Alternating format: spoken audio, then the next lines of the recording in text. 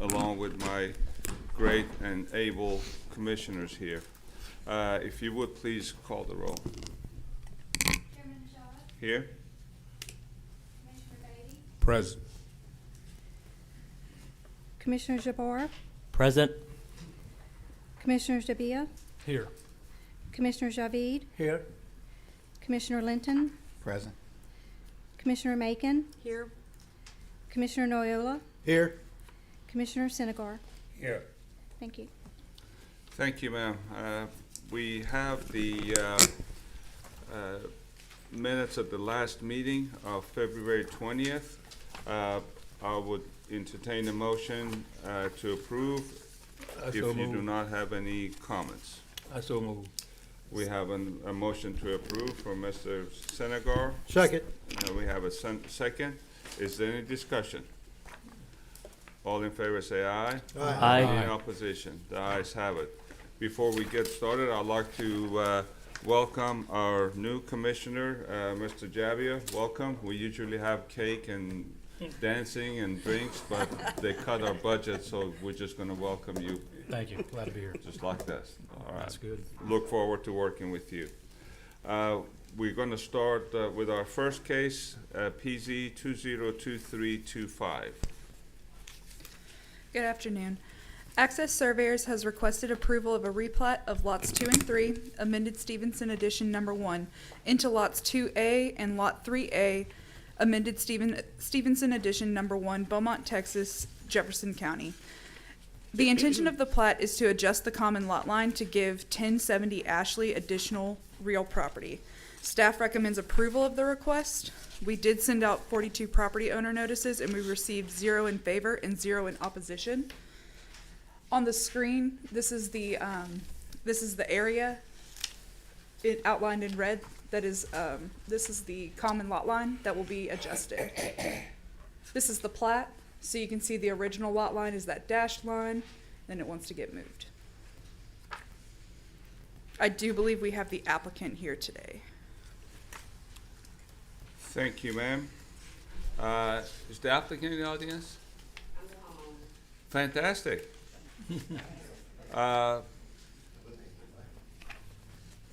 Yeah, come with him. He's done it once or twice before. That's right. Good afternoon to you guys. Good afternoon. My name is Colby Bracken with Access Surveyors. We prepared the plat here to adjust the common lot line as the staff has said. And I'm here to provide any additional information if needed. It's not much of an adjustment, is it? Just a few feet, isn't it? Yes, sir. Yes, sir, it is. Okay. And there are no oppositions anywhere, so anybody has any questions for the gentleman? Thank you. We saved you from having to go through pain and talking to us. We did it. Real quick, could you state your address for the record? My address is 11025 Old Voth Road, Beaumont, Texas, 77713. Thank you, sir. Thank you. Thank you, ma'am. Is there anybody in the audience that would like to speak for or against this case? None is heard, so we close the public hearing. We heard from the staff and also the applicant. There are no opposition, and I would entertain a motion. A motion to approve. I have a motion to approve. Is there a second? Second. Motion to approve and second. Any discussion? All in favor say aye. Aye. Any in opposition? The ayes have it. Thank you. Demi is going to be 2350. This item, he's wishing to table it to April 17th. He is sick and he can't make it today, the applicant. All right. Perfect. We go to 2381. Access Surveyors has requested approval of a replat of lots 30 through 21, West Oak Subdivision, Phase 1, and Tract 1 and Tract 2 in the A. Houston League Survey. Abstract 33 into Lot 32A, North Berwick Acres, Beaumont, Jefferson County, Texas. The intention of the plat is to combine 5 tracts of land into one large tract. The property owner recently applied for a building permit to allow an accessory structure onto 495 North Major Drive, Section 28.02, .003A of our city ordinances states that no accessory building shall be permitted in the absence of a main building. This replat will allow the tracts of lands to become one so the owner may place their accessory building in their desired location. Staff recommends approval of the request. We sent 52 property owner notices and received 4 in favor and 14 in opposition. Opposition states he has mineral rights. That's all that we received from that. On the screen, this is the area that is to be replatted. So you can see, sorry, it looks like it's 6 tracts of land is going to be turned into just one large piece. So the main building is on this side. They wish to put the accessory building over here. This is the plat. Ma'am, can you please show us again where they intend to put the accessory building? Sure. So this is the main building, their home. They wish to put the accessory building right over here. So it will not be off of Garden Oaks. It would be off of North Major.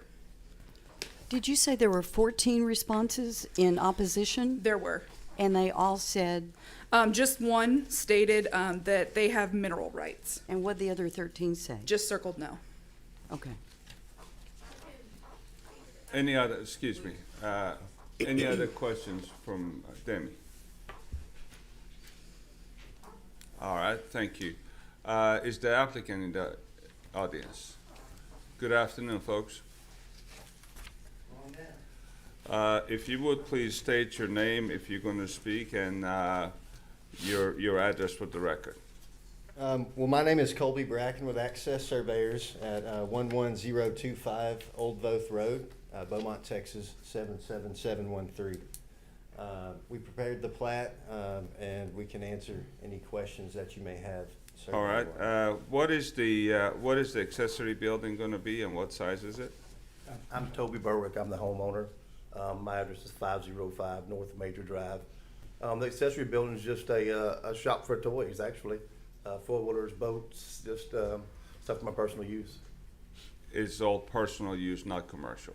Absolutely no commercial. All right. And what size is it? It's 80 by 80. Okay. And how far is it from the property line on the, let me ask you this.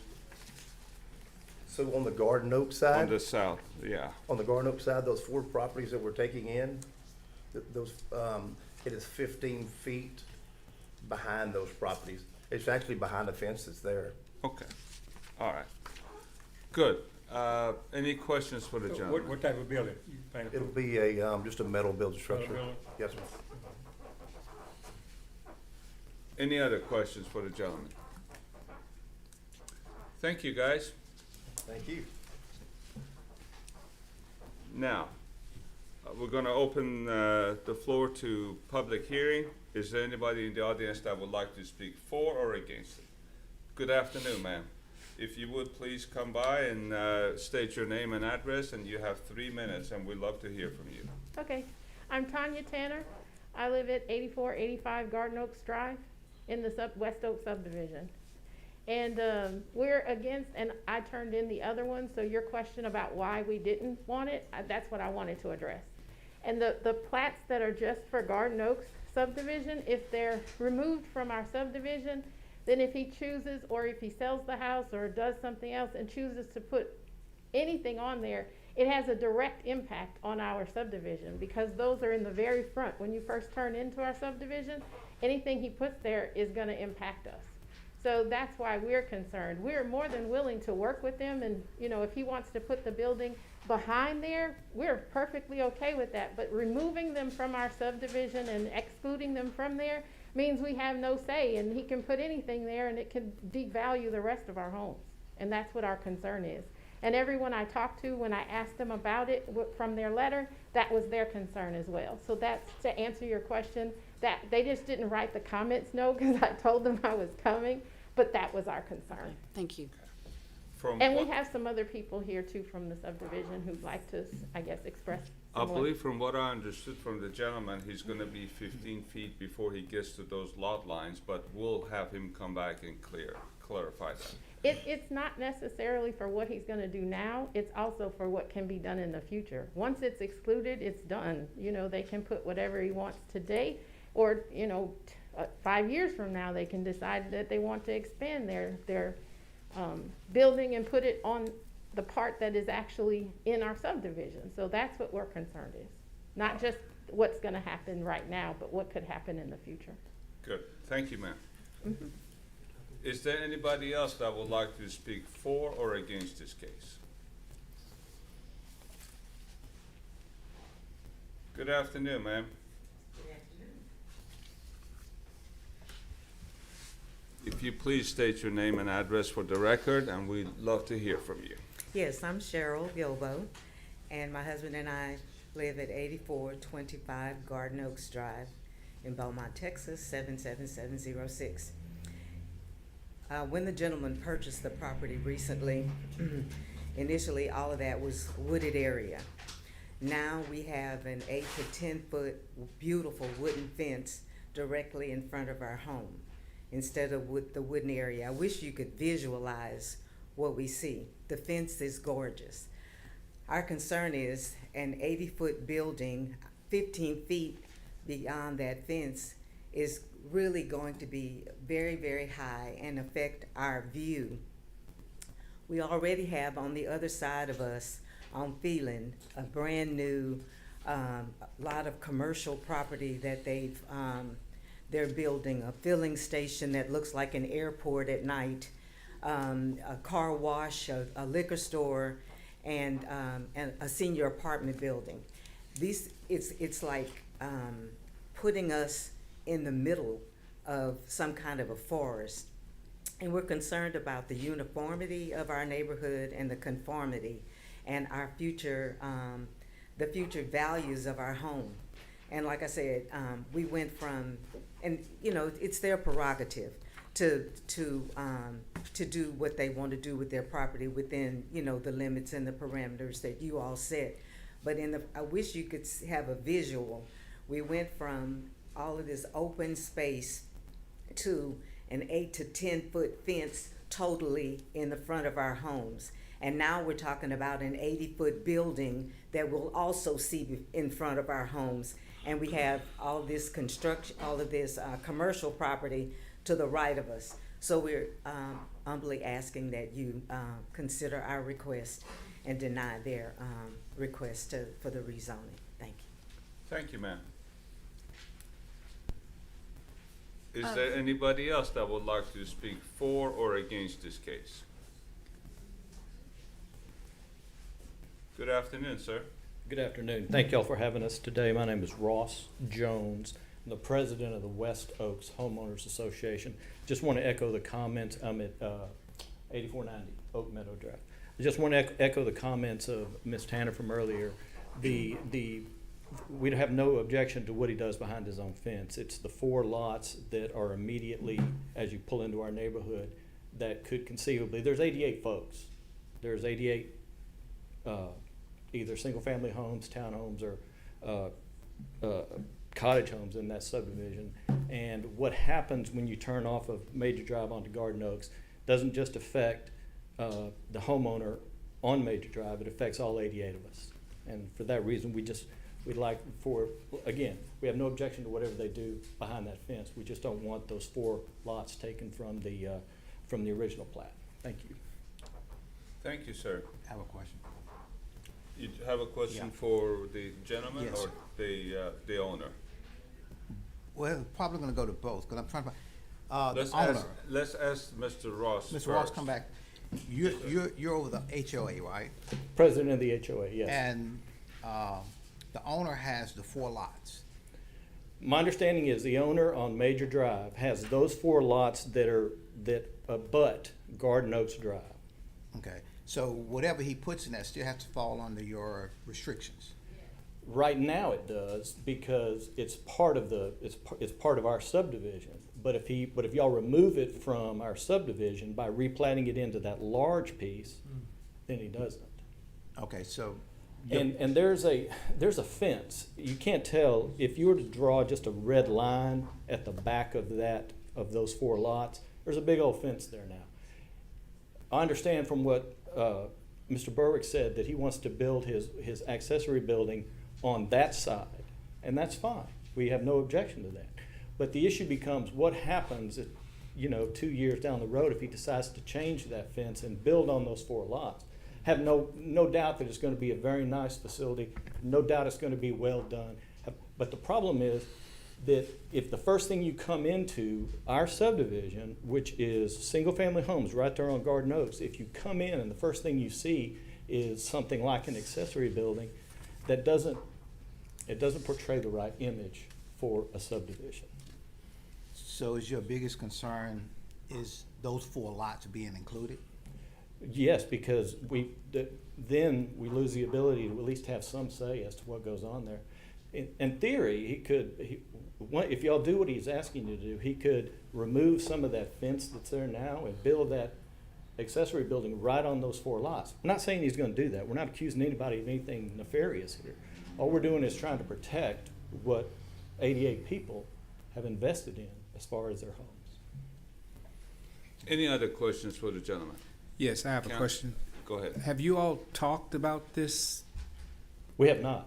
This is the first. No one has ever approached me or anyone else on the board that I'm aware of about what is happening.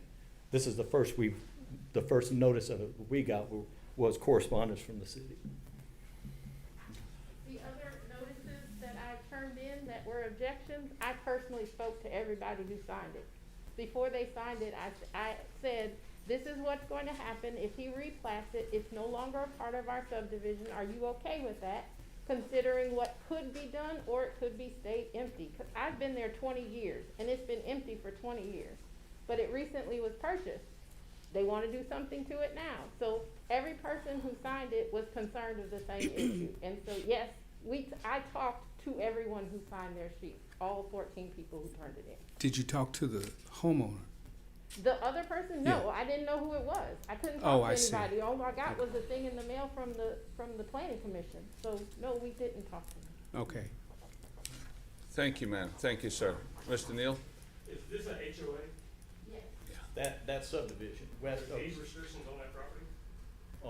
there are restrictive covenants that run with the purchase of a home, yes. Are metal buildings outlawed in y'all's HOA? No.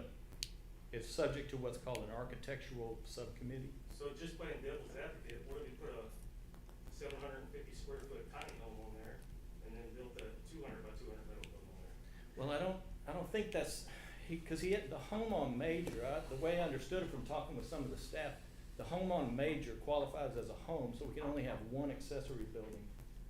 Couldn't do, oh, you're saying if he uses those 4 lots to build a tiny home and put a big old, That would have to be approved by the yeah, it would, homeowner association. yeah.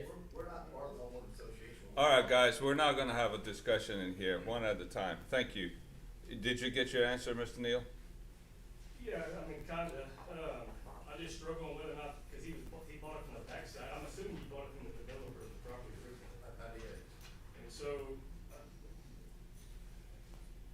I'm interested to hear what Toby has to say. All right. From the original developer. Thank you, sir. Thank you. Is there anybody else that would like to speak for or against this case? All right, now we're gonna go back to the homeowner. You've heard the negative comments that your neighbors have. Sure. They do have a lot of rights to complain. They've been there for all these years, and I'd like to see what you're gonna do to help them. And I understand what they're saying about in the future building in front of that fence. I completely understand that. However, when we bought the property, those 4 lots are not in the part of the subdivision. The original owner that sold the neighborhood, the property, did not include those lots with the sale of the neighborhood when they built that. So that's not all part of that neighborhood. However, I don't mind not replotting those 4 lots on that street. I don't mind that a bit. I just need one of those lots to come through there with my utilities to go to the utilities on that street. That's the whole purpose of plotting them. So you're gonna have a gate of some sort in there? It's And just for utilities, yes, sir. I Well- see- That red line can go straight across. Right, and we behind just the need somewhere to get our utilities to the streets all we're after. I bought the house because of the oaks, it's got huge live oaks. And I can't run my utilities to major from that way because it's in the middle of a bunch of live oaks. There's probably 20 live oaks on the property, and I cleaned around them to be able to see the trees. I just don't want to run through the middle of those trees and kill them by cutting the roots with utility lines. Well, Mr. Berwick, you have a good neighborly thought. I think that might work out.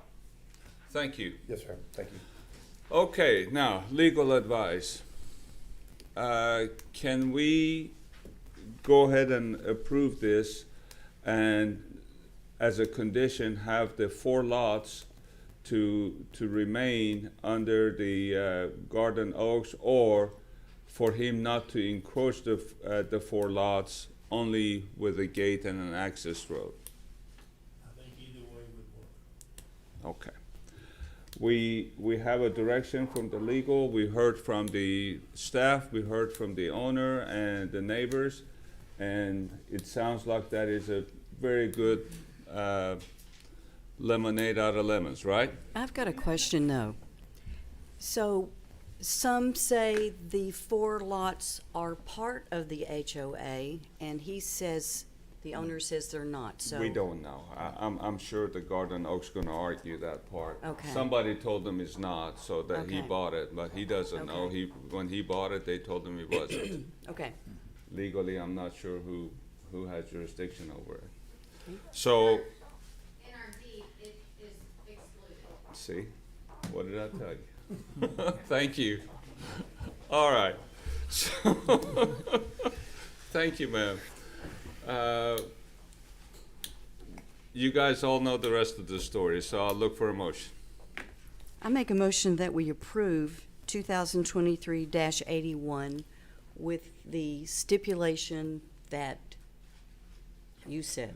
The four lots in the Garden Oaks would not be encroached on other than an access road for access to the property. Yes. Everybody happy? We got a motion, is there a second? A second? We have a motion and a second. Any discussion? All in favor say aye. Aye. Any in opposition? The ayes have it. Toby, great job, my friend. I'm glad that you help the neighborhood and make them happy. You'll make a good neighbor. Thank you.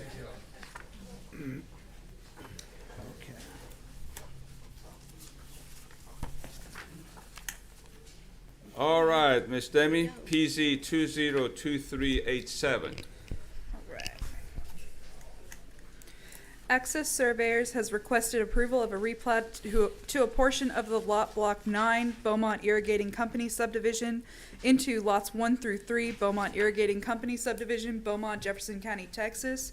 The properties are located within the RS zoning district, which is residential single family. The intent of the plat is to divide 2 tracts of land into 3 tracts. Staff recommends approval of the request. We sent 20 property owner notices and received 0 in favor and 0 in opposition. This property outlined in red, that is the subject property. And this is the plat. All right, thank you. Any questions for Demi? And the applicant?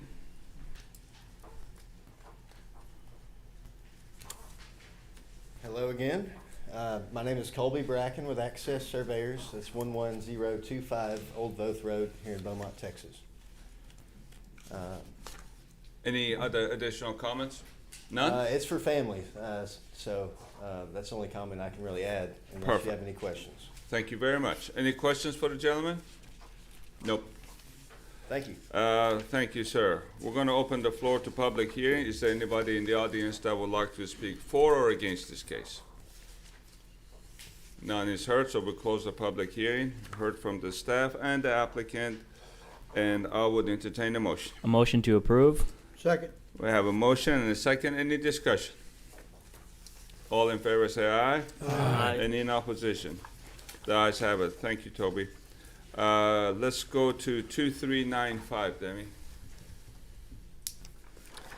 Daniel Dotson has requested reapproval to a preliminary plat of Kingswood Place subdivision phases 2 through 5. This plat was approved by Planning Commission in June of 2021. Construction documents have been developed and the project is set to begin as soon as possible. As previously accepted plat expires in June of this year, the developer has submitted the plat for reapproval to avoid any delays during the construction phase. This 26.52 acre development will connect Kingswood Drive to Minner Drive and consists of 119 residential lots in 4 separate phases. Street right-of-ways will be 50 feet wide with 28 feet concrete pavement for the minor collector streets, which are Trevor Trace, Jane Drive, and Dahlia Lane. Staff recommends approval with the following conditions. 1, water mains between 2 lots must be cased and a 10-foot exclusive water line easement shall be dedicated. If the water main is not cased, then a 20-foot exclusive water line easement must be dedicated. Water line shall be located in the center of the easement. Number 2, sanitary sewer lift stations shall be dedicated to the city, must be constructed to Texas Commission on Environmental Quality and City of Beaumont standards. Number 3, at minimum, fire hydrants shall be located every 500 feet along street frontage. Staff recommends approval of the request. Thank you, ma'am. Any questions? This is the subject property, and then this is the preliminary plat. Any questions? Mr. Dodson? You want Toby to do that? He knows what to do by now. Daniel Dotson with Fitz and Shipman Engineers, 1405 Cornerstone Court, Beaumont, Texas. Just here to answer any questions if you have any. Any questions for the gentleman? Easy. Thank you. Thanks. All right, you have all the information in front of you and the plat for the subdivision, and I would entertain a motion. No. Make a motion to approve file 2023-95 with the 3 conditions. We have a motion to approve. Is there a second? Second. Motion and a second. Any discussion? All in favor say aye. Aye. Any in opposition? The ayes have it. Thank you. This concludes our regular meeting. Now we're going to have the Mayor Pro Tem start us on the joint meeting with the City Council. Good afternoon, sir. Get a roll call, please. Mayor Mouton, Mayor Pro Tem Durio, Present. Councilmember Feldshaw, Present. Councilmember Turner, Councilmember Neild, Councilmember Getz, Present.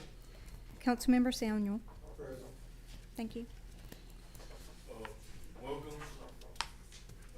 Excuse me for my tardiness, but sometimes life get in the way. This is a joint meeting with quorums of both City Council and Planning Commission. The only opportunity to speak on the item is today. The Planning Commission will make recommendations to City Council. The items heard today will come before City Council in 1 to 2 weeks for a decision. There will not be a public hearing on the items at the City Council meeting. Again, the only public hearing will be today. Thank you for coming. Thank you, sir. We're going to get started with 2366, please. Is it 22-521 would be first? It was 524. 524. 524. 524? Yeah. 524. 521 is not in. Okay, I got mine.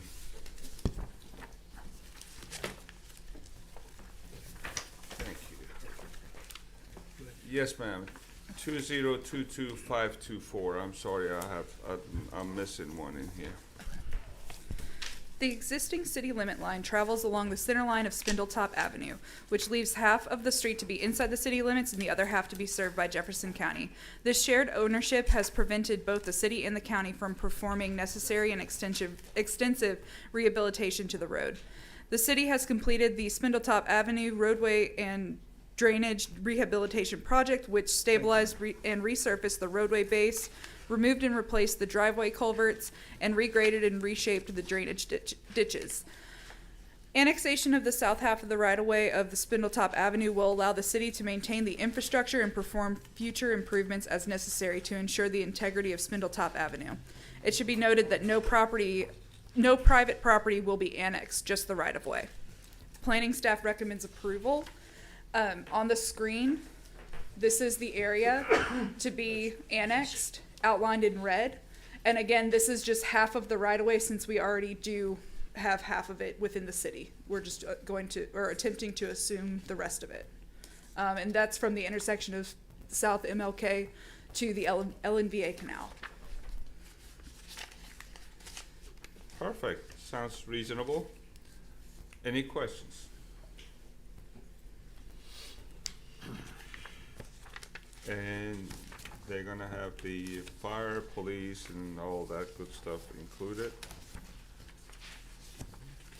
And there's no public hearing on this, so I would entertain a motion. A motion to approve? Second. We have a motion to approve and a second. Any discussion? All in favor say aye. Aye. Any opposition? The ayes have it. Thank you. All right, ma'am. Next one is 2366, right? Yes. Okay, I'm back in order here. It's missing one in my package. HUD Prop LLC requests a specific use permit to allow an office, warehouse, and wholesale liquor distribution business located at 1575 South Major Drive. The GCMD 2 zoning district requires a specific use permit for all new proposed land uses. The office operations will consist of executing payroll, processing payables, ordering products for other locations. The warehouse operations and wholesale distribution of liquor will consist of accepting orders, boxing orders, and shipping to local businesses within Jefferson County via 2 Ford Transit vans. The hours of operations are Monday through Friday, 9 a.m. to 5 p.m. Staff recommends approval of the request with the following conditions. Number 1, construction plans must meet all requirements by water utilities for any water and sanitary sewer improvements, including any requirements of the city's backflow pretreatment and/or fog program. Number 2, construction plans shall comply with all applicable building codes. Planning staff does recommend approval of the request with the conditions. We sent 15 property owner notices and received 0 in favor and 0 in opposition. Outlined in red is the subject property. This is aerial photography of the property. This is the site plan. This is the subject property. Property to the north, to the west, to the south, and to the east. And we do have the applicants present. Great. Any questions for Demi? Is the applicant in the audience? Good afternoon, sir. Good afternoon. How are you today? Happy to be here. Fantastic. If you would please state your name and address My for name the is Dennis record. Williams, and our address is 7725 Devonshire in Beaumont, Texas. It's 77713. Great. Do you have any additional information you'd like to give us, sir? Only the current use of the building that we're purchasing the building. The intended use will be the same, warehouse and office space. We do not intend to modify the building. It's in great shape and nice piece of property. So, Great. Thank you. Any questions for the gentleman? Are you going to be advertising any of the alcohol, like signs or anything like that in the front? so in the state of Texas, the distilled spirits that go into restaurants and bars have to flow through a package store, and we won't have any retail in or out of this location. We currently have 4 other locations in Jefferson County, and this will be just to service the bars and the restaurants out of, and to house our offices and as well. Well, I meant like, are you putting any like for example, like if you're selling Budweiser at that location, are you going to be putting signs up like, you know, you're obviously not selling to the public, you're selling to restaurants, but are you going to have anything like that in front of it? The reason I asked that, there is a religious temple across the street from you. No, actually, we like the key that's up on the front of the building. We'll probably leave the key there. So, but we won't advertise it, no. All right, sounds good. Thank you. You're welcome. The key to the cabinet, right? All right. Any other questions? Thank you, sir. Yes, sir, thank you.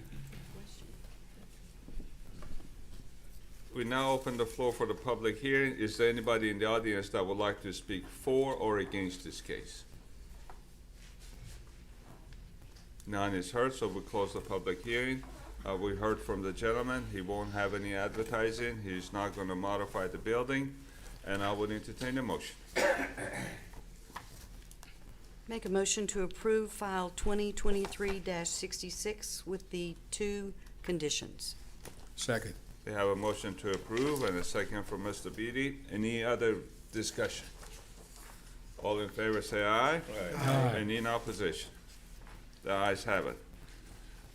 Ms. Demi, 2382. Courtney Watson has requested a specific use permit to allow a gaming site at 2865 South 11th Street. The applicant would have 15 machines with the hours of operations to be Monday through Sunday, 10 a.m. to 10 p.m. It should be noted that gaming facilities that have 5 or fewer machines tend to be considered accessory in nature when part of a primary use, and as such tend to result in fewer negative impacts on the surrounding land uses. However, larger game rooms with dozens of machines take on a scale of a small casino and, as a result, require careful consideration as to their location and compatibility with surrounding land uses. Some of these considerations include compatibility with other land uses, noise, and traffic, as well as safety considerations. As such, proximity to parks, schools, and especially residential uses should be carefully considered in the review of gaming facilities. This is in close proximity to Gateway Village Senior Apartments and Sunlight Manor Apartments. Additionally, Victory Temple is located within 400 feet of the proposed facility. The existing parking lot accommodates 5 parking spaces to serve 4 leasable spaces. A gaming facility would require a minimum of 16 spaces. The site does not appear to have enough real property to accommodate an expansion of the parking lot to meet minimum off-street parking requirements. Therefore, staff recommends denial of the request. We sent 7 property owner notices and received 0 in favor and 0 in opposition. This is the subject property outlined in red. This is an aerial photography. I zoomed out a little bit to show this is the Gateway Village Senior Apartments. Over here is Sunlight Manor. This is the subject property. Can you go back and show where's the Victory Temple? Sorry? Victory Temple? Yeah, so that's going to be right around here. Oh.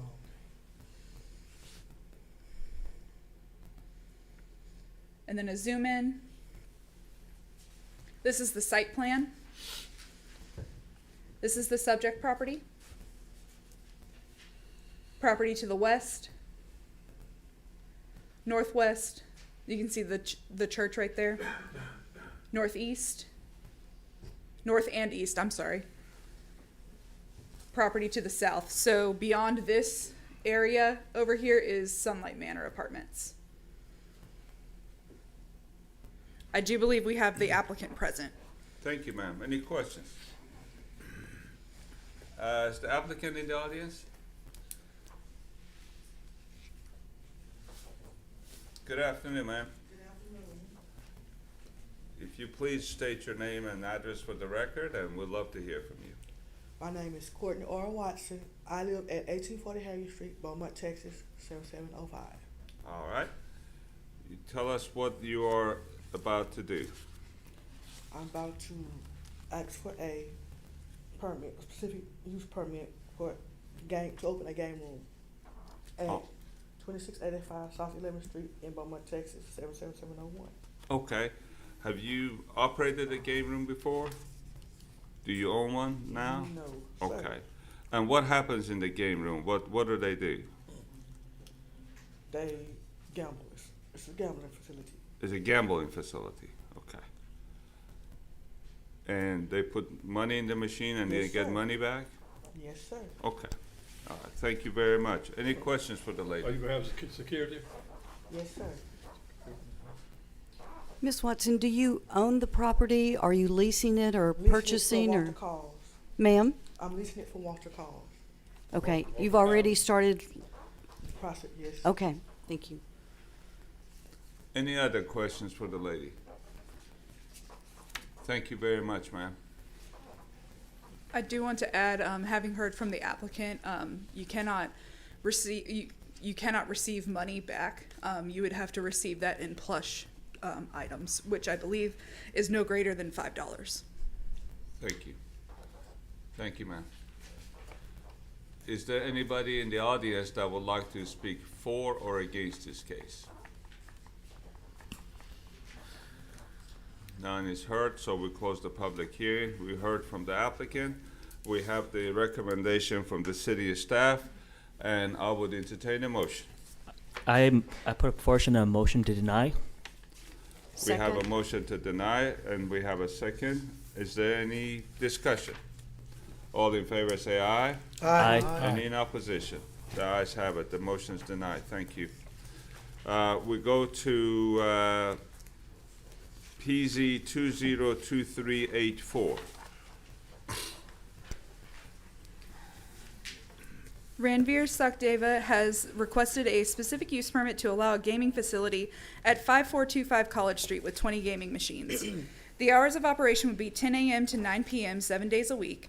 Security would be provided on site by surveillance cameras and a professional security guard.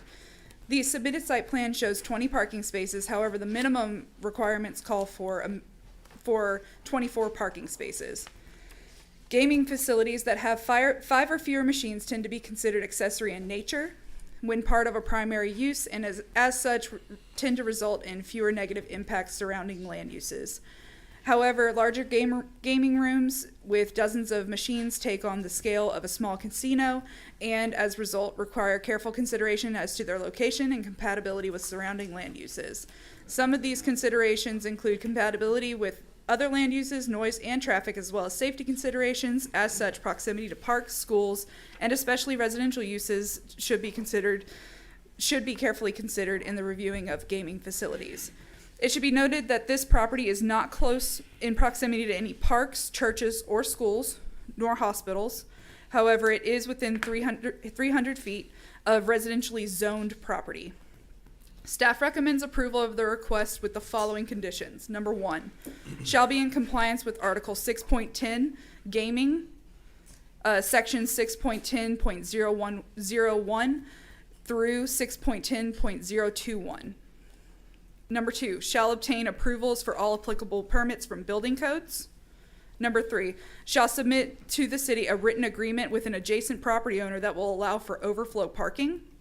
Number 4, construction plans must meet all requirements by water utilities for water and sanitary sewer services, including any requirements of the city's backflow, pretreatment, and/or fog program.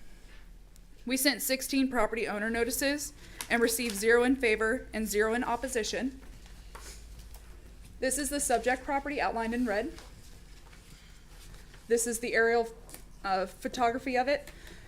So over here, right about here is where the residentially zoned tracts of land begin. This is a zoom in. This is the site plan. Subject property and west. This will be the gaming facility here. To the north, to the south, and to the east. I do believe we have the applicants present. Can you go back to the picture of the building one more time? Yes.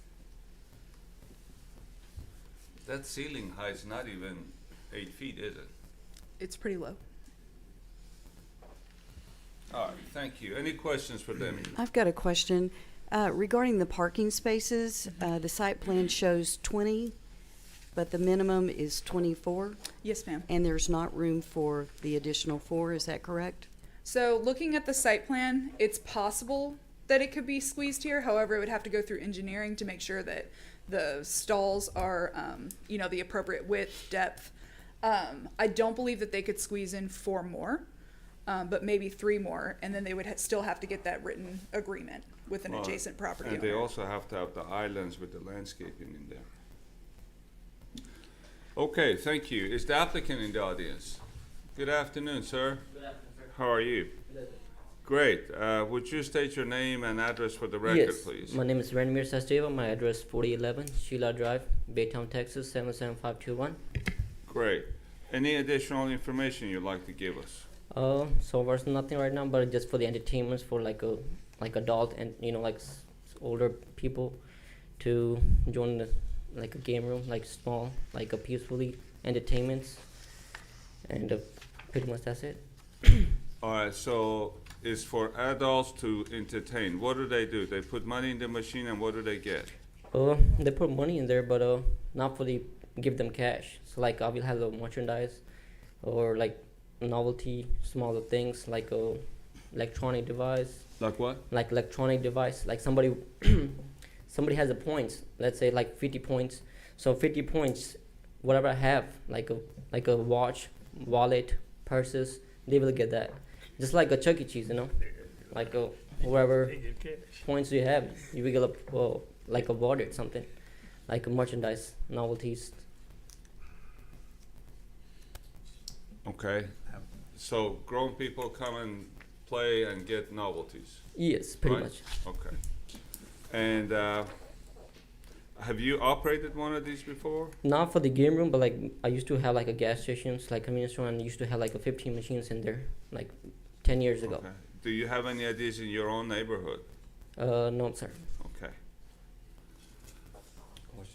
Any questions for the gentleman? Do you own the building? Are you no, ma'am. purchasing the I'm just building, leasing right now. leasing, or what's the status on that? This is leasing right now. Is under I think the realtors right now. Okay. Also, you said you live in Baytown? Yes, I live in Baytown. I used to live in Beaumont for 10-15 years ago. I just moved to Baytown right now. So with this here, this is what, you're gonna be coming in to operate it every day? Yes, sir. Okay. Any other questions for the gentleman? Thank you, sir. Thank you. We're going to open the floor for public hearing. Is there anybody in the audience that would like to speak for or against this case? None is heard, so we have heard from the staff. They have the conditions, and we have heard from the applicant. And he says it's a Chuck E. Cheese for adults. And I'd like to get a motion. I'd like to put a motion to deny. We have a motion to deny. Is there a second? Second. We have a motion to deny and a second. All those in favor, raise your hand. Any in opposition? The motion's denied. We're gonna go to PZ 202385. Arwa Al-Qatani is requesting a specific use permit to allow an RV park at 550 Pinchback Road. The development will consist of 65 to 75 pads with water, electricity, and sewage hookups. Security measures will have cameras throughout the park and consist of monitoring the property. The park itself is open 24 hours all year round, and the office with the hours to be Monday through Friday, 8 a.m. to 5 p.m., and Saturday, 9 a.m. to 2 p.m. with one on-site manager. Per our city's comprehensive plan, the proposed development is considered to be located in a stable area. Such areas are built-up areas characterized by good to excellent structural conditions, blight-free neighborhoods, and vacant parcels which may exist are good to excellent development sites. This proposal appears to be consistent with the comprehensive plan of Beaumont. Planning staff recommends approval of this request with the following conditions. Number 1, shall be in compliance with section 24.06.008 minimum standards for type C recreational vehicle park. Number 2, shall be in compliance with section 28.04.006 landscaping and screening requirements. Number 3, shall provide directional lighting to reflect away from residential properties to the south. Number 4, construction plans must meet all requirements by water utilities for any water and sanitary improvements, including any requirements of the city's backflow, pretreatment, and/or fog program. Number 5, no permanent structure or appurtenances shall be placed within the easement property, including RV stalls. Number 6, water and sewage crossings and separations shall follow all Texas Commission on Environmental Quality standards. Number 7, a net zero increase in the runoff will be required to ensure the runoff from the proposed conditions match the existing conditions for the 100-year storm event using Atlas 14 rainfall data. The site may drain into the Amelia Cutoff Ditch to the west with an approved storm pipe tie-in permit per Drainage District 6. Number 8, a topographic survey must be completed to show which direction the existing ditch is flowing to avoid negatively impacting the surrounding properties. No water from the developed site shall drain onto neighboring properties per Drainage District 6. We sent 29 property owner notices and received 1 in favor and 1 in opposition. Opposition states that there's very limited access from the street. They own the property that is across the street and the home to the south. On the screen, the property is outlined in red. Subject property is outlined in red. Aerial footage. This is a home right here, and this site actually wraps around the home. This is the site plan. Subject property and west. To the south. To the east. To the north. And I do believe we have the applicants present. And a few citizens here as well. Any questions for the lady? Can you go back to the site plan? Sure.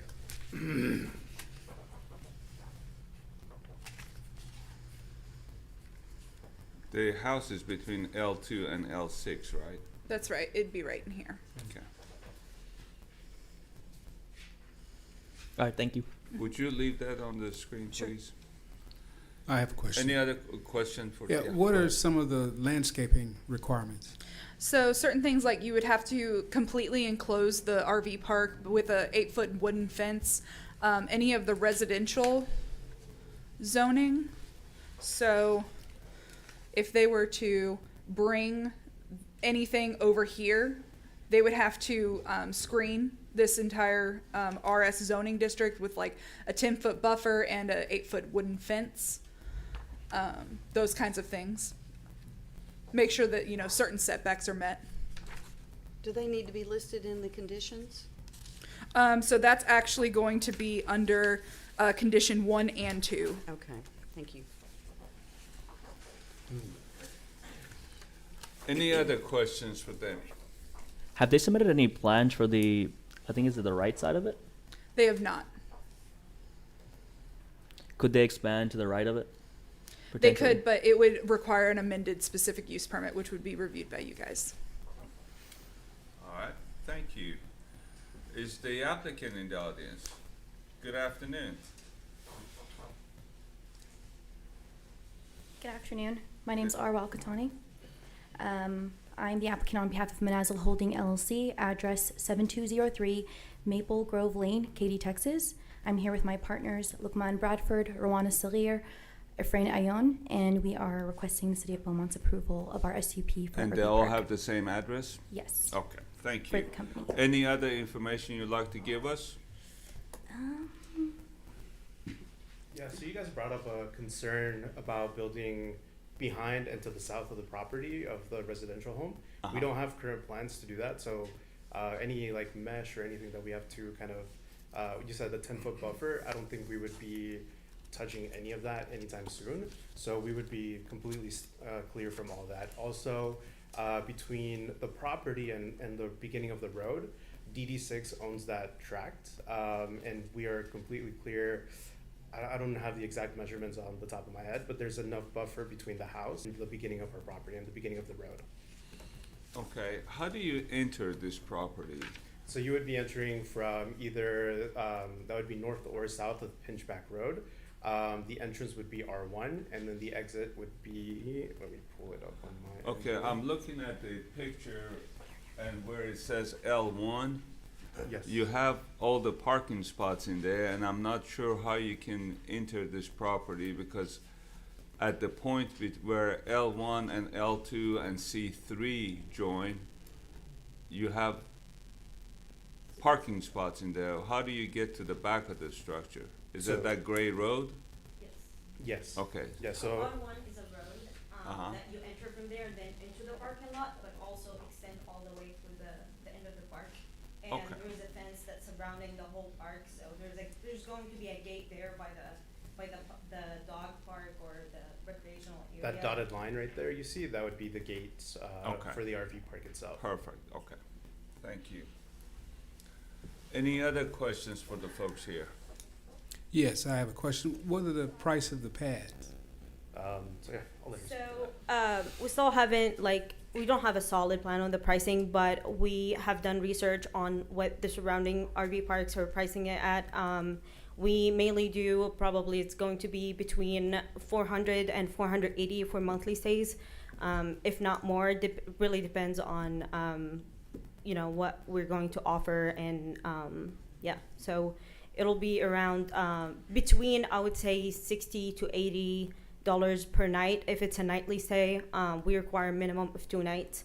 And, yeah, all our tenants are gonna go through proper screening before they book and decide to stay in the park, as well as we will have a set of guidelines and rules that they have to follow in order for them to stay in the park. So we want to make sure that this site plan or this RV park that does not bother any neighboring properties or any neighbors. So we will have a set of rules and guidelines that every single tenant have to follow. Oh, thank you. Does that answer your question? Yes. Okay. Have a question for you then. Councilman? What's the difference between a trailer park and an RV park? Yeah, so trailer parks are usually just homes that are placed there and not movable. With an RV park, it's a recreational vehicle, right? So it could be from any pull-through trailer that is attached to a regular car, or it could be one of those big buses that people pretty much camp out of. So we won't really aim to have fixed structures in the property at all. It'll all be recreational vehicles. So anything, a pull-through, a fifth wheel, I think is even considered, up to a Class A RV. Will the trailer don't be allowed at all? No. I can add to that. So we will have requirements for what kind of RVs that are allowed to stay. We will not accept any old RVs or RVs that are not maintained very well. That's for the aesthetics for the RV because that's going to affect the reputation of the RV park as well as the area. So we are not going to accept any old RV parks. We would say no minimum than, RVs, no minimum, not older than 2012 model. But we're not, it's basically going to be pads with hookups that tenants are allowed to stay there for monthly.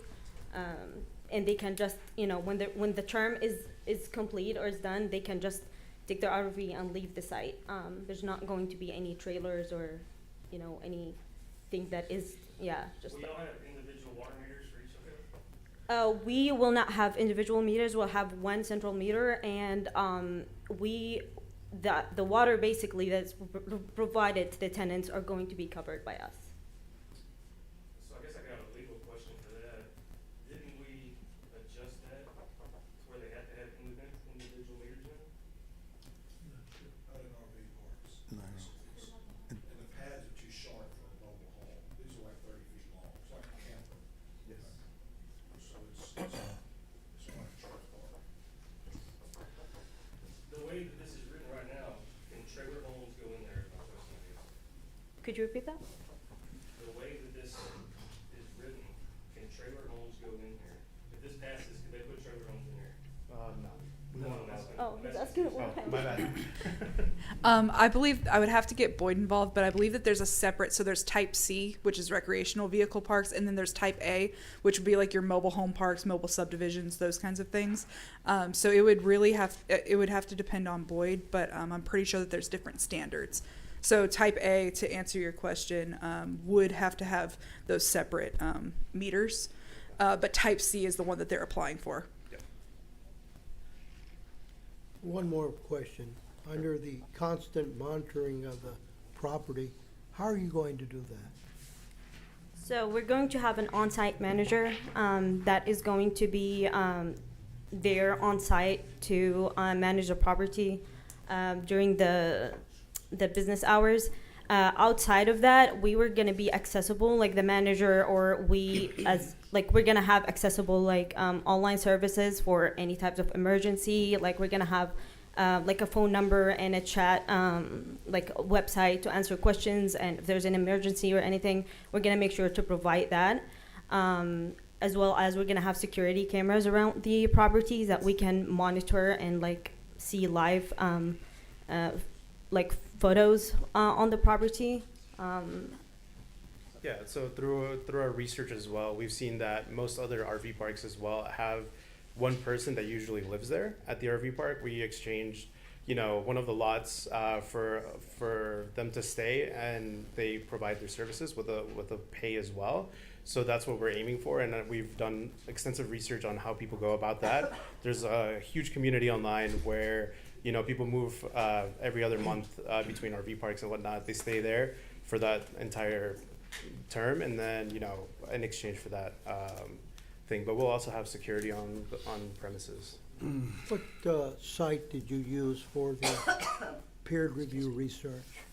We did our own, like we have stayed at some RV parks ourselves, and then we've also visited a handful between Beaumont and also in the greater Houston area. Question, is there a maximum length of time that someone will be allowed to stay there? I know you gave a monthly rate, but do you have a maximum? We don't have a maximum, but we plan to, if they want to book for 6 months, for example, they can book it and they can renew the lease every 6 months or so.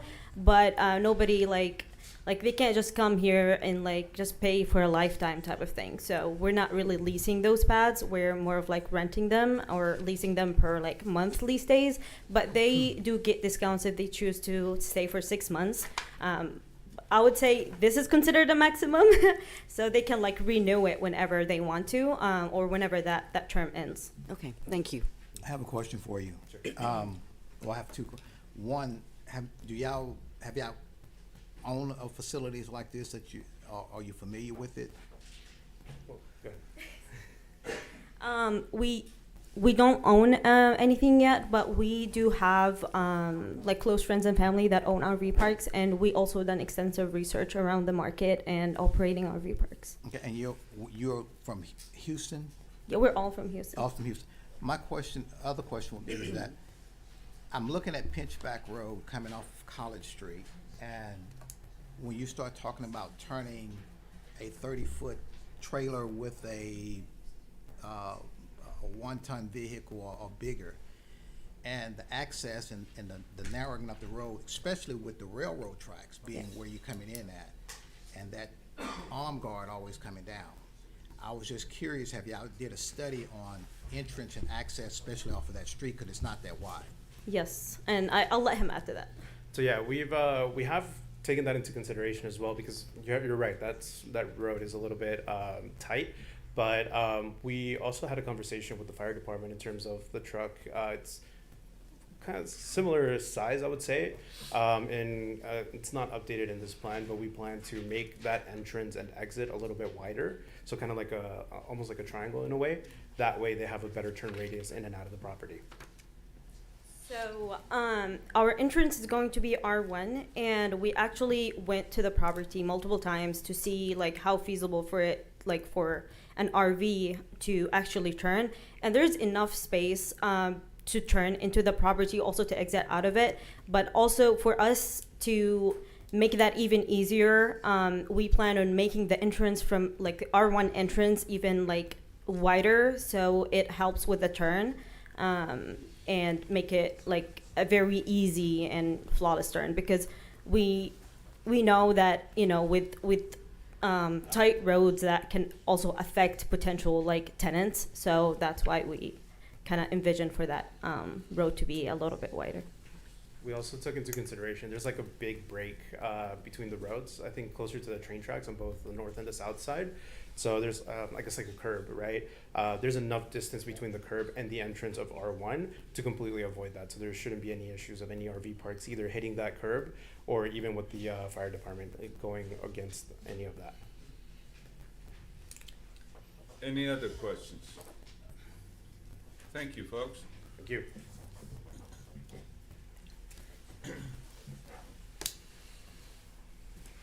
Is there anybody in the audience that would like to speak for or against this case? Good afternoon, folks.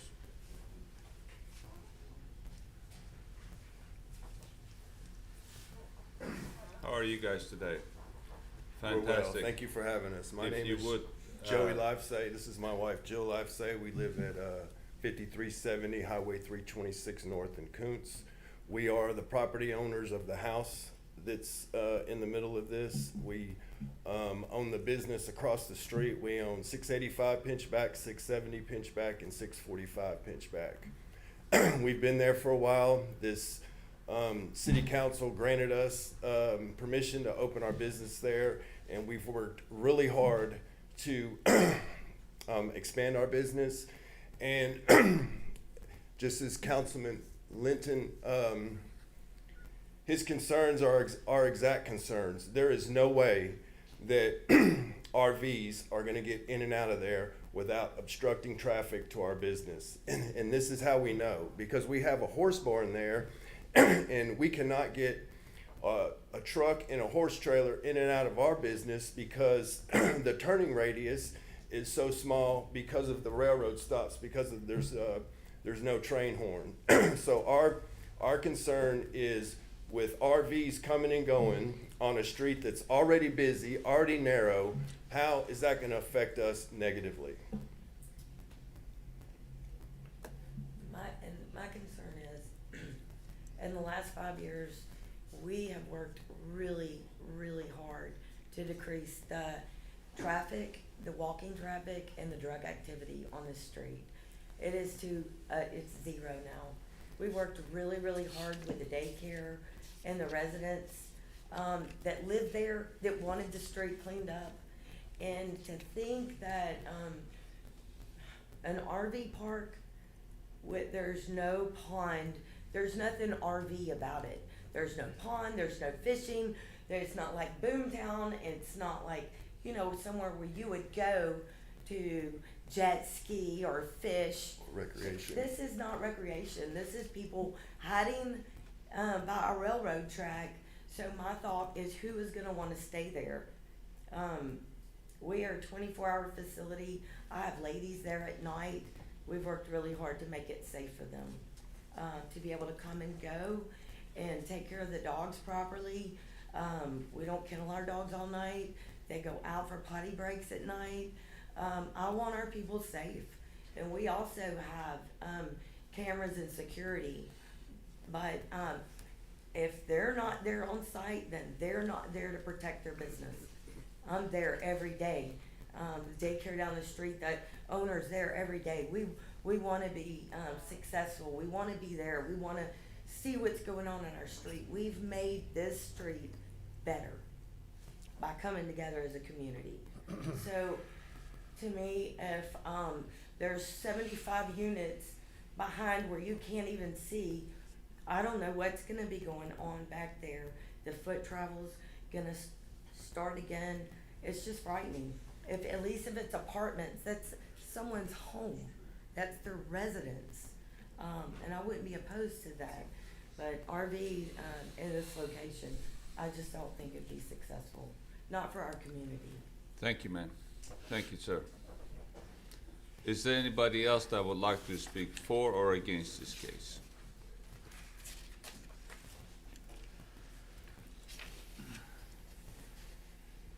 Good afternoon. Good afternoon. My name is Courtney Lynch. This is the owner, Arlene Coleman. She's my mom. We're located at 780 Pinchback Road in Beaumont. It's World of Color Daycare is where we are. Initially, like she spoke, Ms. Jill, it was a lot of crime, a lot of walking traffic. So we've had our catalytic converters stolen twice in 1 year. So we have a lot of people walking and traveling and doing all kind of stuff. So our concern is that we're worrying about the infrastructure of the road because we just got our road redone 2 years ago. And just all this traffic going back and forth. It's already a busy road to begin with. And then having people staying a day and then coming down the road in 2 days or a month or whatever, it's just so much traffic going down this little narrow road. So it's like all this heavy machinery in the roads. Who's gonna cover the wear and tear of that road? Also, with the water system and the sewage, where's all this sewage? Where's all this stuff gonna go? Because we were having an issue with the sewage because of the amount of the daycare that we have. That so we had to go back in and redo some things because of the sewage, and so that's another concern that I have. The other thing is the railroad track, the safety of it, because it's 2 tracks and they're going sometimes simultaneously going down different ways. So it's already a traffic and a flow problem already down that street. So if you're adding in all these big units coming in and going out and coming in and going out, okay, where are we gonna go? Where are we gonna park? Where our parents are gonna go? So what are we gonna do? So it's like a major issue for me because it's so many and the road is so small and everybody is trying to get somewhere. So we have the train stopping us, then you might make that one, then you got another train, and now we're fighting with the big old 36-foot whatever it is. So it's like I think it's just too much for the neighborhood. And then not to mention the quality. How are you going to be able to check all these people within a short period of time? What type of check is being done? I mean, what's going to take place? And then if you do a 6 month, okay, so they unhook and come back, are they good for another 6 months? And the cycle starts over again. So it's like there's no way that we can tell what's going to happen once they go behind that gate, what's going to happen, what's going on back there. So that's just a major issue for me. Anything else? Thank you very much. Is there anybody else that would like to speak for or against this case? None is heard, so to the applicant, you had some negative comments. You have a chance to answer some of those comments. Yes, of course. So I really appreciate your comments and concerns, and we're wanting to work with you guys, in order to get this project going. But in regards to the negative connotation, I guess, of an RV park, we're not aiming to have trailer parks and all these homes set there in stone, right? An RV park is people go on vacation or even for business. A lot of people travel for business, especially workers who, we have a lot of oil plants and whatnot around here, or construction jobs. People would more rather travel to their construction site or their work in their own home so they can just, instead of an hour and a half commute home, they just go back to their park. So we don't want any low, it's gonna sound bad, but like, kind of like any low kind of class brought into the RV park. We don't want any negative connotations behind that RV park. We will vet the majority of the people that stay at our parks. And I mean, what goes behind the gates is not necessarily, up for grabs. We have a set of standards that we want to follow as well. So we want to build this community as well and not just kind of leave it up for grabs. We want to build around the community. 65% of RV travelers have traveled with pets, and that's actually a conversation I wanted to have with our neighbors up front. 65%, that's already a good portion of business we can also bring to them. So we don't only think for ourselves, we want to think for the businesses around us, the childcare as well. People travel with young kids and whatnot. We want to also provide opportunities for our neighbors and increase the traffic that comes to the RV park. Yeah, I want to add to that. So I really do understand everyone's concerns here. As when it comes to the roads, my husband and I, we actually stayed in that property for a whole day just to see that road and the traffic during rush hours and outside of rush hours. It's not a very busy road. Like few cars came by, and what I'm trying to explain is that our RVers or our campers, they're not going to be, pulling their RVs every single day, coming in and out. Most of them, and we actually target most of them to be full-time residents at the RV park. So it's going to be, maybe once, and then they're putting their RVs here because most of the RV tenants here in Beaumont are actually like workers. They look for a place to stay, but also they want the amenities of the city. They want to be close to food places, to like pet places, to daycares and stuff like that. And that's why we chose this location, because it's surrounded by a lot of great places.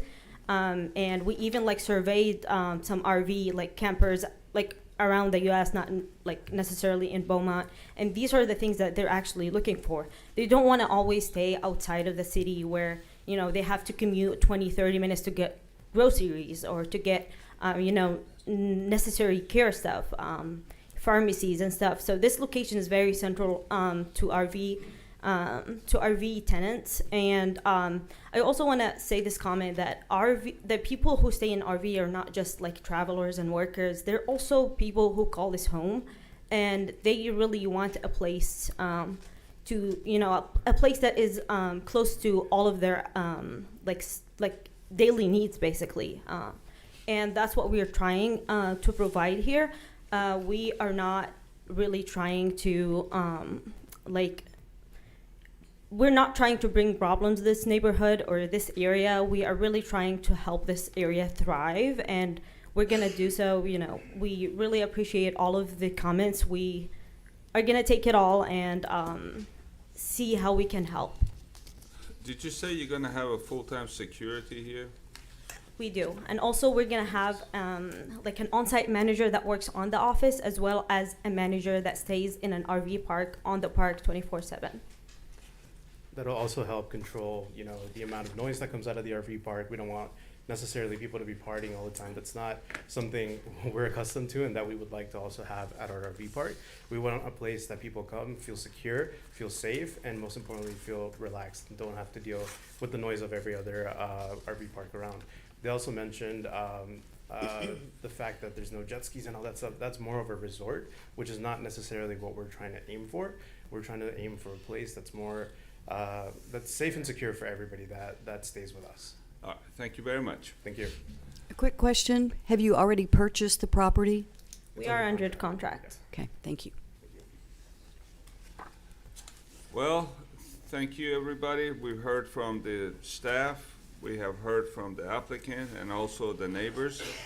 And there were some negative comments from the neighbors, and the applicants tried to answer those. With that said, I would entertain a motion.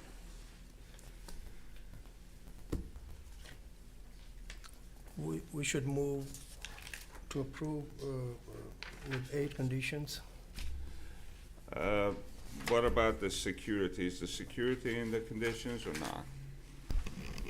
They have security cameras and She said that they would have a full-time security, so Could we maybe add we ought to that add that to it. number 9.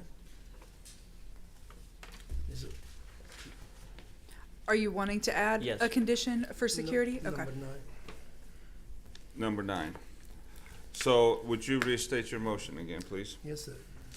We should move with 9 conditions, adding the full-time security on site. I was really concerned with the pinchback and the width of the road, and they said they've already been to the fire department, visiting with the fire marshal and the movement of the truck, so that worry is away from me. So we do have a motion on the table to approve with 8 condition plus Nine. 1 to add a full-time security, and looking for a second. Second. We have a motion and a second. Is there any discussion? All in favor, show hands by raising your hands. Any in opposition? 2 in opposition, the rest of them, 3. The ayes have it, right? Yes. All right. Thank you very much. We go to PZ 202389.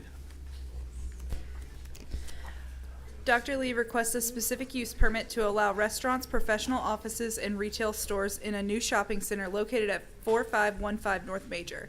The GCMD 2 zoning district requires an SUP for all new proposed land uses. In December 2019, a request for a retail and storage was approved. In September of 2020, Dr. Lee requested a development consisting of 17 condominiums and approximately 23,080 square feet of retail space. In April 2021, the proposal was revised to include 36 condominium units and approximately 10,700 square feet of retail space.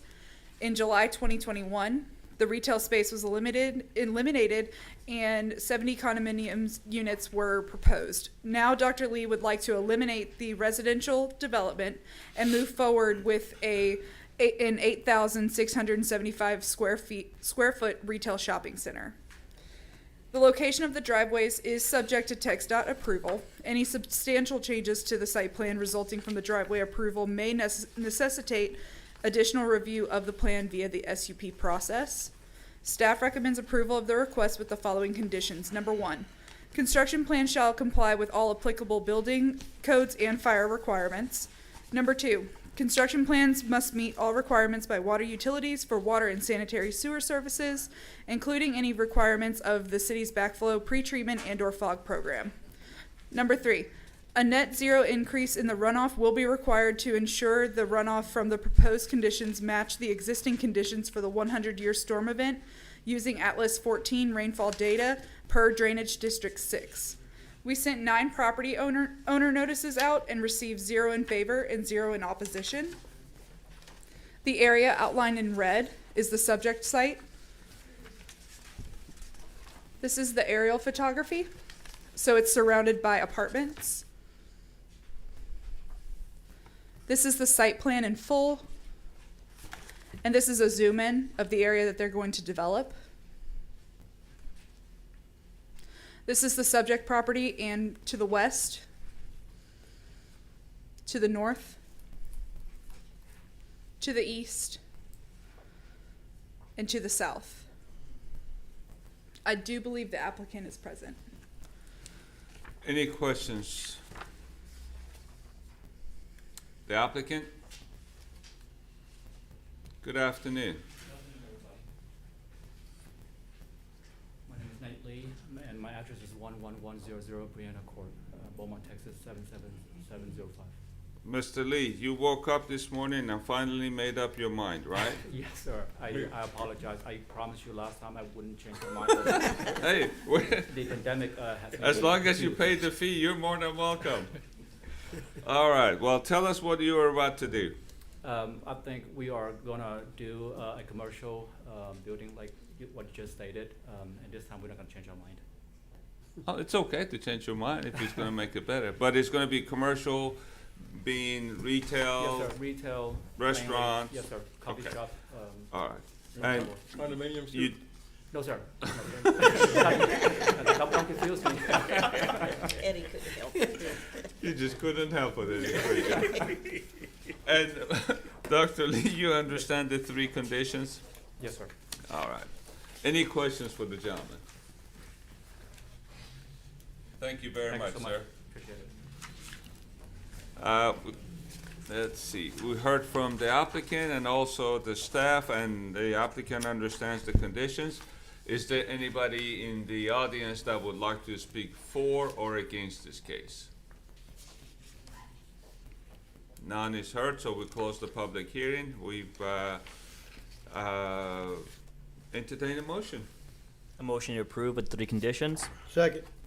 We have a motion and a second. Any discussion? All in favor say aye. Aye. Any in opposition? The ayes have it. We better run quick, I'm running out of English. All right, 202390. All right. Faust Engineering is requesting approval of an amended SUP to allow residential care facility located at 1094 through 1098 Cottonwood Street. The site will be used for a dormitory, office space, and parking lot for the House Center. The House Center is a facility offering room and board for men with substance abuse problems. Section 28.04.006 of the city's landscaping ordinance states an increase in the size of an existing parking lot by 25% in the number of parking spaces or more shall require the entire parking lot, in addition to the 25% expansion to be brought into compliance with this section. The submitted site plan appears to comply with this regulation.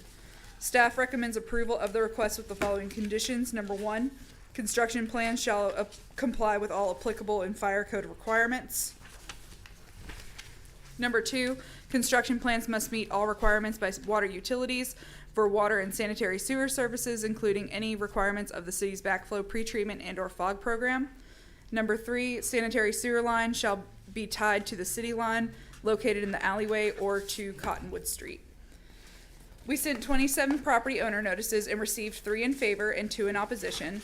Opposition states too close to the neighborhood and bring down property values. No more rehab facilities, no more family homes. Children need to be not concerned about neighbors. Outlined in red is the subject property. This is an aerial footage of the site. This is the site plan. And then zoomed in.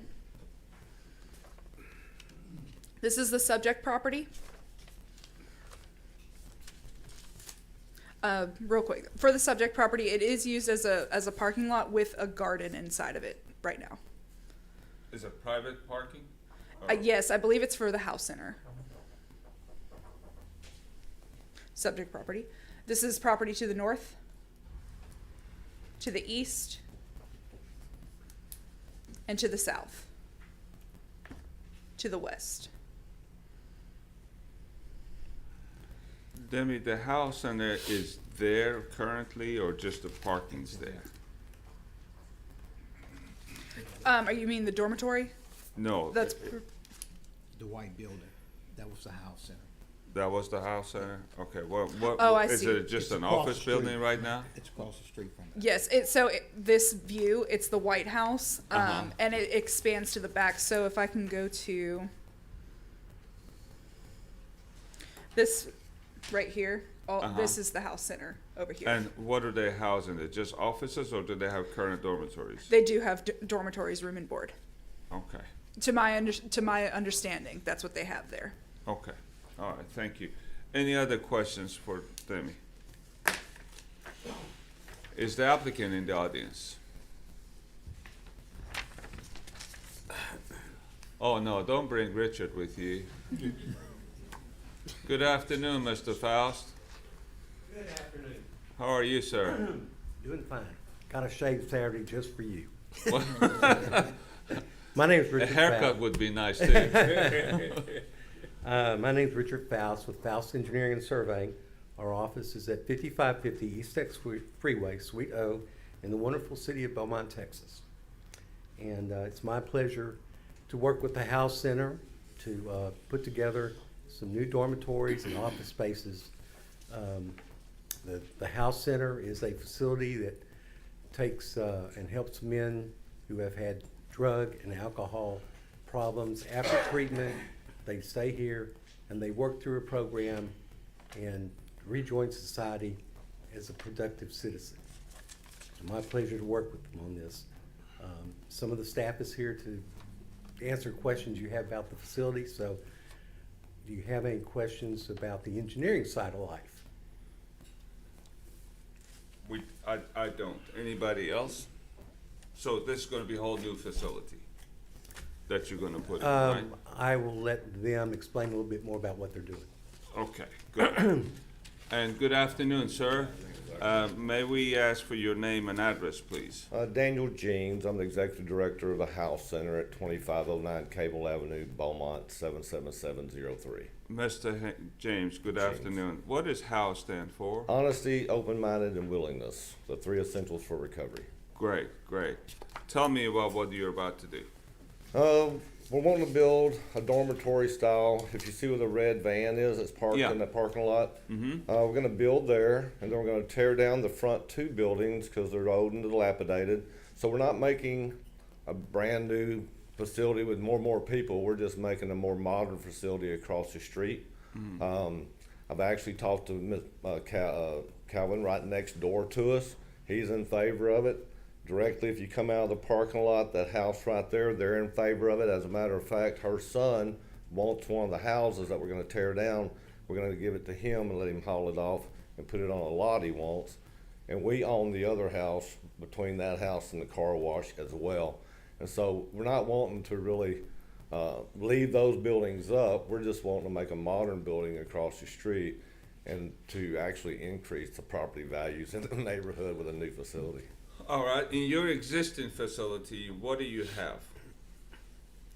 As far as? Like you have dormitories? Yes, it's bedrooms. It's How bedrooms. many people? It's bedrooms with bunk beds, 28 people, 28 to 29 people. All right, and are the 28 people gonna move across the street? Yes, sir. Are you gonna have any more people in the old facility? We actually want to go up to 50 people total is what we want to go to. So you're gonna double your we won't always somewhere have in there. 50 people there. Usually, I have 15 people on the waiting list right now that's in treatment facilities wanting to come to the house center that I don't have room for. But the reason why we're wanting to go to 50 is because, like Hurricane Harvey, we actually took in people that didn't have anywhere to go for a couple of days, and we put them in our education center on cots as overflow. We modernized that with an ADA bathroom 2 years ago to suffice that. And we also have backup generators in all of our kitchen for our refrigerators and our freezers and everything in case of an emergency that we could help the neighbors out. How do you, these are only alcohol and drug? You have a Any non-violent, non-sex offender status. We're a men's residential facility, but we're also, we've networked over the last 30 years to where we're actually one of the only crisis numbers that are answered 24 hours a day. In Hurricane Harvey, I was taking calls from Michigan, Minnesota, Illinois, Kentucky, people bringing goods in, and I was coordinating those calls to various churches that were bringing the 18-wheelers in. So we're more than just a residential facility. We're more of a community facility helping people out. Our phones are answered 24 hours a day by a person that lives here locally. Have you had any complaints from the neighbors, and have the cops visit you anytime? No complaints from the neighbors with the cops.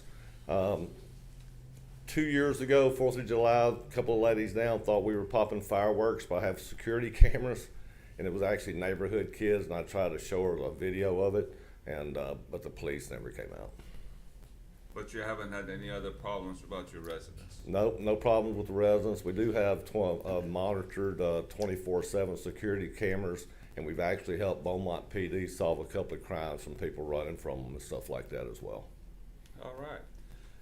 One last question for you. How are you going to control, you sound like you're doing a good job with what you have. How are you going to control the additional number of people you're going to have? We have on-site managers that live there. That are actually guys that came through the program. We're volunteer staff.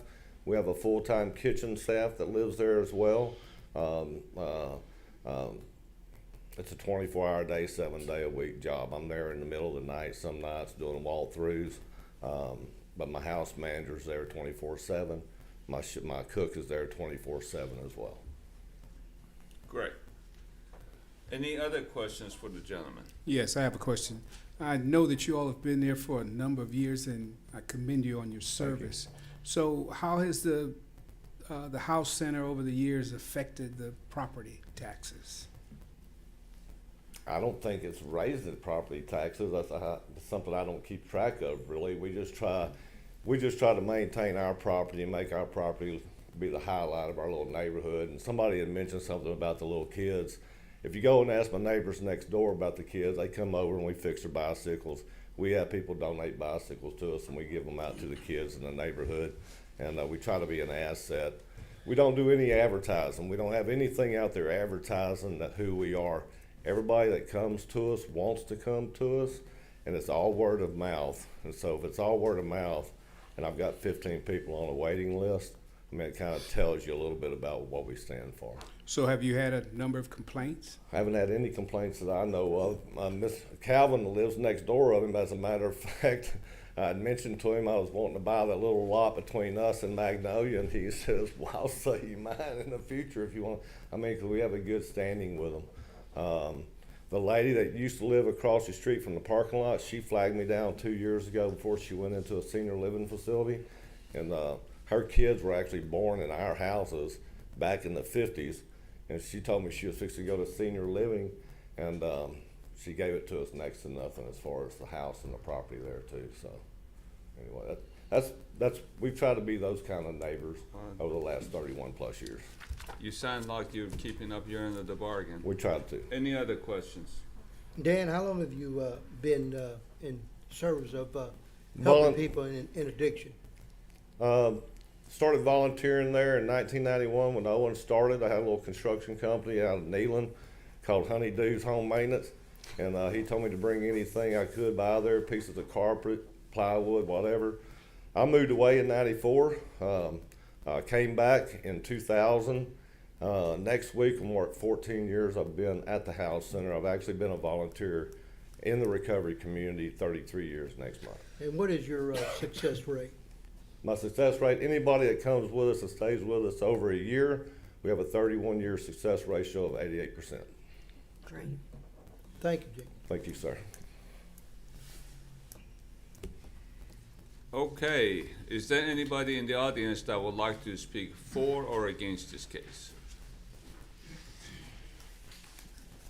Good afternoon, sir. How are you today? Doing very well. If you would state your name and address for the record, and we'd love to hear from you.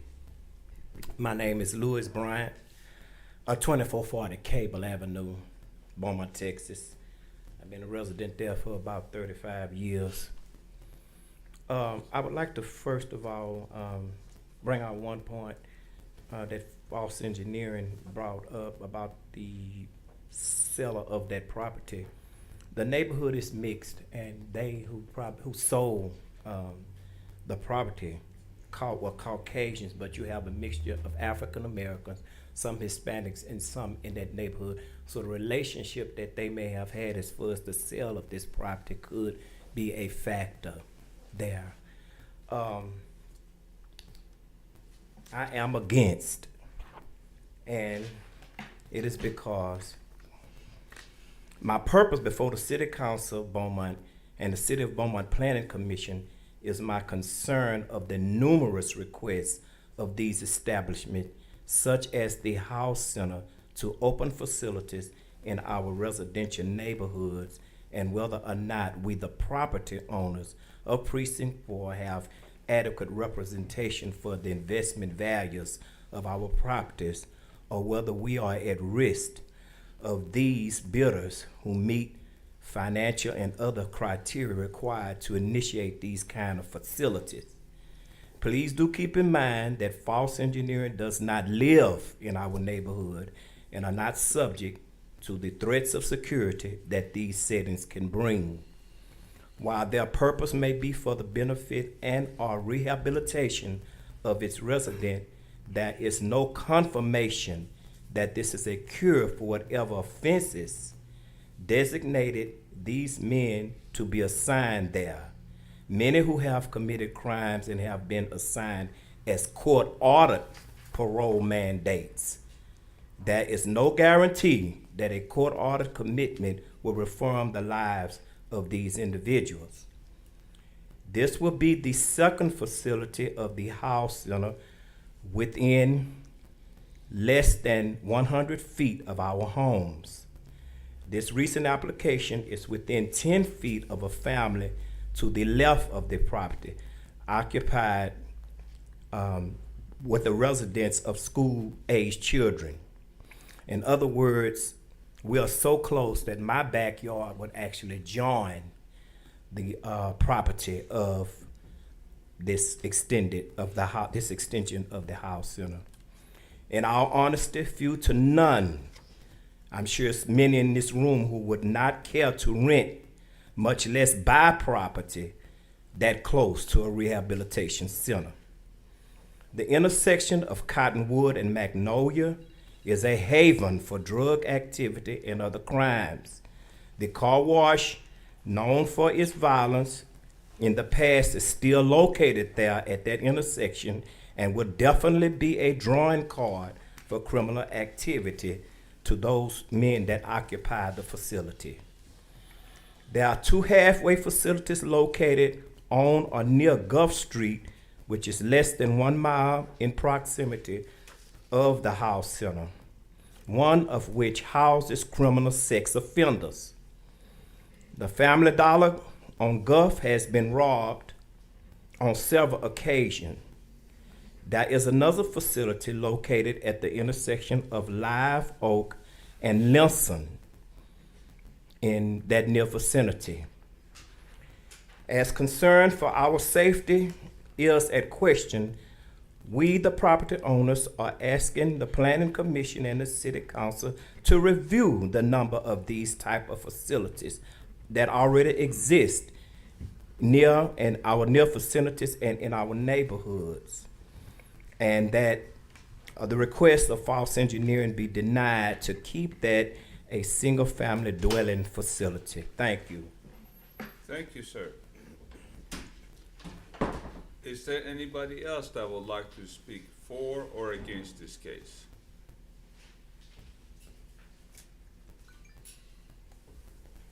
There's nobody else volunteering, so, Mr. James, you had one negative comments about your application, and, you have an opportunity to respond.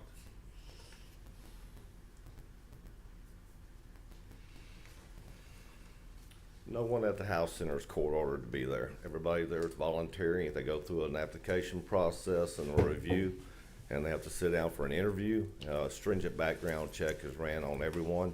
My number one concern is actually to help the people get back on their feet and be productive citizens, but right along with that, neck and neck, is to protect the integrity of the citizens and be a good steward and a good neighbor, and protect the children. Because anybody that knows anything, there's a lot of unattended children running around the neighborhood. It's always been my number one priority to protect the neighborhood and have it a safe facility. So no one's there is court ordered, no sex offenders, no aggravated crimes, nothing against elderly or children. Thank you, sir. All right, folks, we heard from the applicant, we heard from the citizens and also the staff. There are 3 conditions and an approval by the city staff. With that said, I entertain the motion. Move for approval with the 3 conditions. Second. We have a motion to approve and the second. Is there any discussion? All in favor say aye. Aye. Any in opposition? The ayes have it. Thank you. We're gonna go to 2392.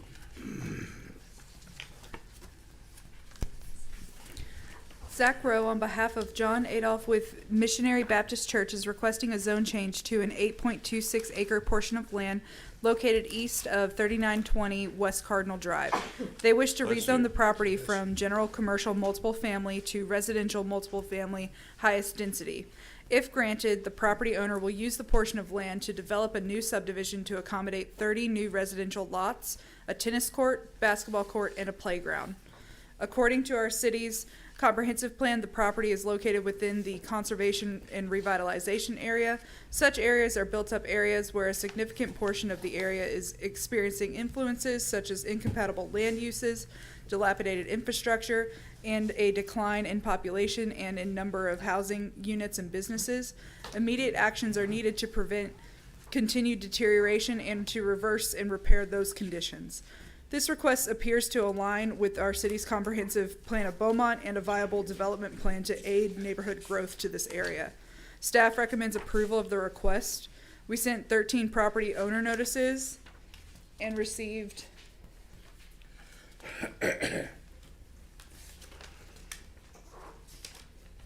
3 in favor and 0 in opposition. The property in question, or in review, is outlined in red.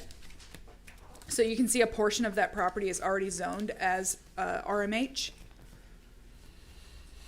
This is the preliminary plan that they have for the residential development.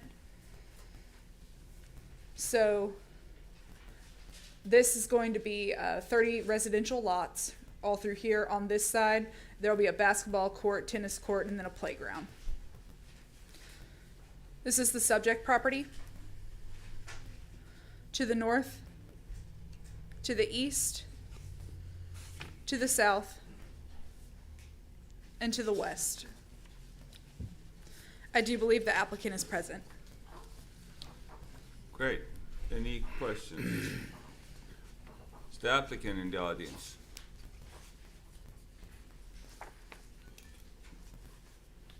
Zach Rowe, Levens Engineering and Design, 3250 East Texas Freeway, Beaumont, Texas, 77703.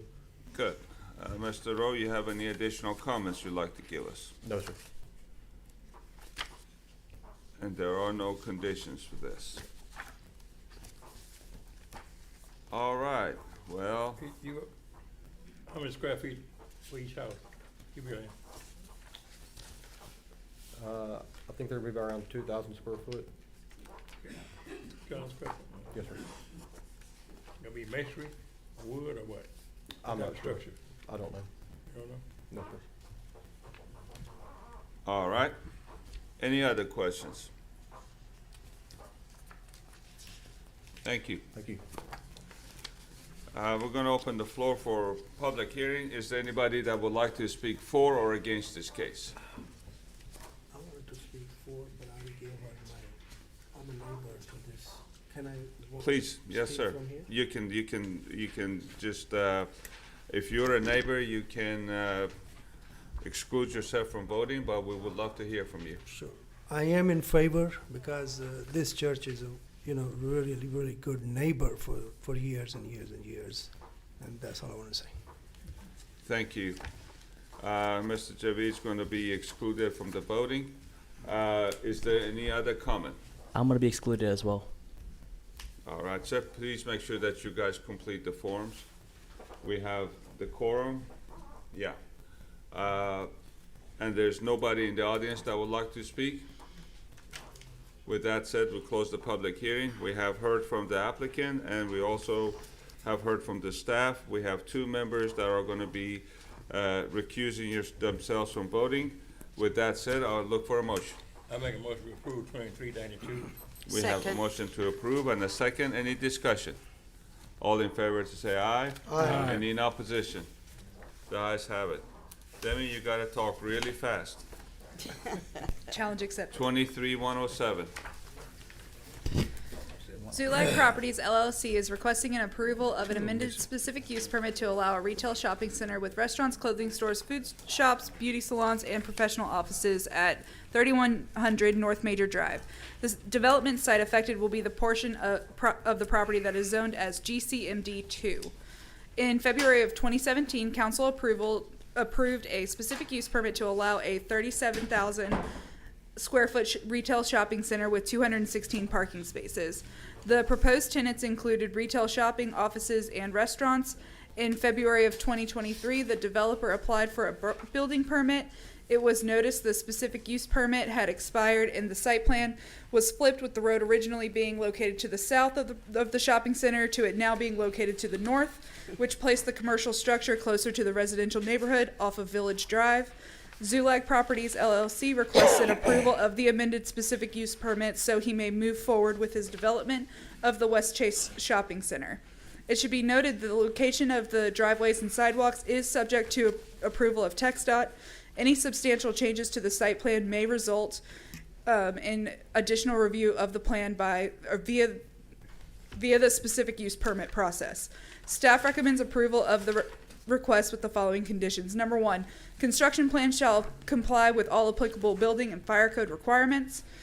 Number 2, construction plan shall comply with 28.04.006 landscaping and screening requirements and install a 5-foot sidewalk along Major Drive from property line to property line. Number 3, construction plans must meet all requirements by water utilities for water and sanitary sewer services, including any requirements of the city's backflow pretreatment and/or fog program. Number 4, directional lighting shall be installed to reflect away from the residences located off of Village Drive, south of the proposed development. Number 5, utility plan shall show the location of the required fire hydrants. We sent 13 property owner notices and received 3 in favor, 0 in opposition. One stating that are the developers replacing the back fence and clear brush and shrubs adjacent to my property. If so, no objections. So he circled yes with that. Yes, maybe? Yeah. Okay. Subject properties outlined in red. This is the aerial photography. This is the site plan. So you can see once before the road was on this side, now it's flipped to the opposite side. This is subject property and east. To the south, to the west, to the north. And I believe the applicants are present. Great. Any questions for Demi? And the applicant? Dr. Tomei, your clients have a hard time making up their mind, don't they? Good evening, Dr. Nejad. Yeah, board members. I'm Haney Tomei with Golden Triangle Consulting Engineers, 85 Interstate 10 Frontage Road, Suite 204A, Beaumont, Texas, 77707. Yeah, they might be having a hard time making up their minds, but as I promised on Dr. Lee's, I'm not showing up again and doing this again, so he had to come do it. If you remember, I promised you that last time, so that's why I was not here. Yeah. I keep my promises. This project is, you know, it started with other developers that couldn't actually make financial sense because the drainage issues required detention in the rear of this property. And when Marvin came to me with it, I had an idea that Mr. Parigi was developing some special drainage infrastructure that goes to the DD6 ponds, and I was able to talk to him and make a deal with him to drain all this property, front and back, to the DD6 detention pond through I believe it was a 60-inch pipe that the developer participated in the cost of. And what that did, it opened up the rear of the property to put a residential neighborhood and put more homes in Beaumont. And everything happens for a good reason, I guess, and COVID came in, project got slowed down, and things changed around, and it was a good thing that this road had to flip to the other side, because now we don't have a residential neighborhood on the south side of this development with a city street right away with lighting and traffic up and down that street to get to these homes. So it was a good change for everyone. And at the same time, that driveway is gonna be a shared access driveway that Mr. Parigi on the north side, his property will be able to share it as well. So that is gonna help minimize the number of driveways on Major Drive. In addition to that, recent discussions with the water department, we decided we can loop that water line that's gonna go to the subdivision through giving them an easement to the rear of the property where the other streets are. So a lot of good things came out of that, and hopefully this will be the third time and the last time. Otherwise, Marvin's gonna have to come back himself next time to get another specific use permit. If you all have any questions, I'll be more than happy to answer them. Any questions for the gentleman? Thank you, sir. Thank you. Good to see you.